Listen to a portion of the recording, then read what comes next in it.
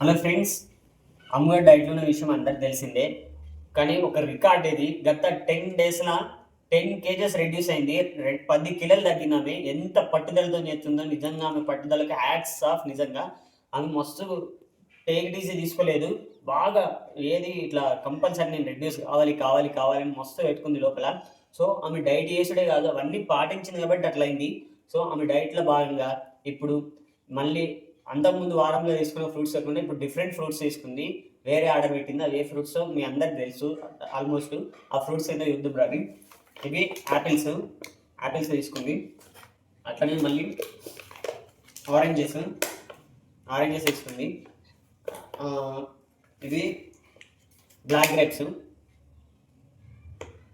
Grapes తీసుకుంది. అట్లనే papaya తీసుకుంది. ఇవి గైస్ ఆమె తీసుకుంది.